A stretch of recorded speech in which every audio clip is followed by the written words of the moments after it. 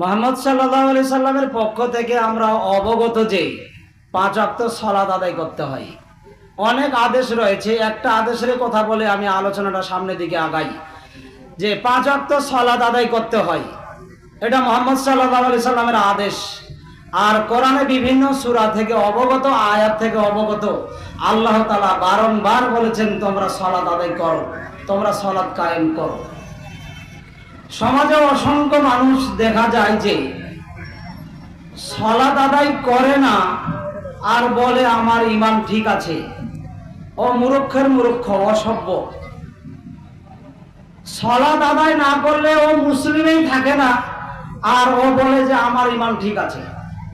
2018 সালে নভেম্বর মাসে মাসিক আল ইতিসামে তিরমিজির একটা হাদিসে এসেছে, যারা সালাত আদায় করে না তারা শিরিক করে, আর যারা শিরিক করে এরা মুশরিক, আর যারা মুশরিক এরা জাহান্নামে যাবে।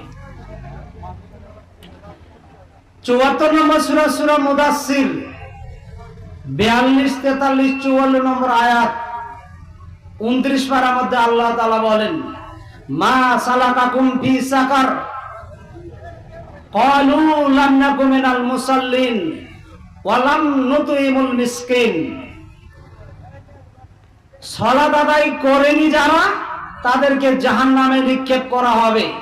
এরা জাহান্নামে থাকবে আর এদেরকে জিজ্ঞাসা করা হবে, বলো তো তোমরা কোন অপরাধের কারণে সাকার নামক জাহান্নামে আসলে? তখন তারা বলবে আমরা সালাত আদায় করিনি আর অসহায় দারিদ্র মানুষকে খাদ্য প্রদান করিনি। তাহলে এই মুসল্লি বা এই মানুষ কেন বললো যে সালাত আদায় করার পরও আমার ঈমান আছে? তাহলে জাহান্নামে কেন গেল? 74 নম্বর সূরা সূরা মুদাসসিরের 42, 43, 44, 29 পারার মধ্যে আল্লাহ তাআলা বলেন, সালাত আদায় করে না যারা, মানুষের কাছে মানুষের মাঝে খাদ্য প্রদান করে না যারা, তাদেরকে সাকার নামক জাহান্নামে দেওয়া হবে। দুইটি কর্মের কারণে। আরেকটা দেখবেন যে সমাজে অসংখ্য মানুষ দেখবেন যে সালাত আদায় করে না কিন্তু অন্যান্য আমল নিয়ে খুব পাড়াপাড়ি হুড়াহুড়ি করে। যেমন 108 নম্বর সূরা সূরা কাউসার, ফাসাল্লি লি রাব্বিকা ওয়ানহার, আগে সালাত তারপরে কুরবানি। সালাত নেই কিন্তু কুরবানির জন্য পাড়াপাড়ি হুড়াহুড়ি করে। 8 ভাগ, 7 ভাগ, 15 ভাগে কুরবানি দিতে হবে, এই নিয়ে তুমুল চলে, চেষ্টা প্রচেষ্টা। ওর যদি সালাতে না থাকে, ও যদি মুসলিমে না হয়, ওর কুরবানি আর কি হবে? এরপরে বিষয়টা আপনি দেখেন 6 নম্বর সূরা সূরা আনাম 162 নম্বর আয়াত 8 পারার মধ্যে আল্লাহ তাআলা বলেন, ইন্নাস সালাতি ওয়া নুসুকি ওয়া মাহইয়ায়া ওয়া মামাতি লিল্লাহি রাব্বিল আলামিন।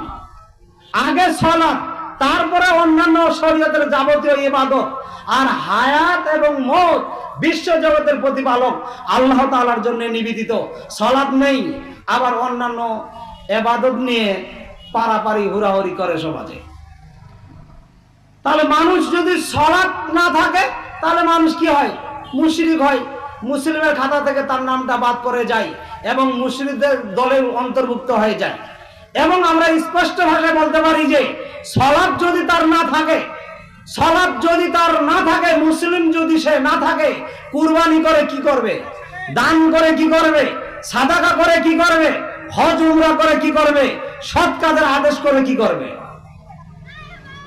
আনাস রাদিয়াল্লাহু আনহু থেকে বর্ণিত, তিনি বলেন, মুহাম্মদ সাল্লাল্লাহু আলাইহি সাল্লাম বলেছেন, আউয়ালু মা ইউহাসাবু বিহিল আবদু ইয়াউমাল কিয়ামাতিস সালাহ, ফা ইন সালুহাত সালুহু সাইরু আমালিহি ওয়া ইন ফাসাদাত ফাসাদা সাইরু আমালিহি। বিচারের মাঠে প্রত্যেকটা ব্যক্তিকে ইবাদতের দিক থেকে হিসাব নেওয়া হবে আগে সালাতের। যার সালাত কবুল হবে, এরপরে যত ইবাদত রয়েছে তত ইবাদত কবুল হবে। যার সালাত নেই, যার সালাত বাতিল বলে গণ্য হবে, সমস্ত ইবাদত বাতিল বলে গণ্য হবে। মানুষ সালাত আদায় করে না আর বলে আমার ঈমান আছে। যদি মানুষকে বলা লাগে, যদি মানুষকে আমরা বলি যে সালাত আদায় করো, তখন বলে তোমরা সালাত আদায় করতে যাও, তোমার চেয়ে আমার ঈমান ঠিক আছে। ও মুসলিমই না, ও মুশরিক, ওই হিন্দু খ্রিস্টানদের কাতারে মুহাম্মদ সাল্লাল্লাহু আলাইহি সাল্লামের উম্মতের খাতা থেকে তার নামটা বাদ পড়ে গেছে। আগে আবার তাকে কালমা পড়ে মুহাম্মদ সাল্লাল্লাহু আলাইহি সাল্লামের উম্মতের মধ্যে ঢুকতে হবে। তাহলে মানুষ এগুলো বলে কেন? এগুলো হচ্ছে সব জাহেলিয়াত।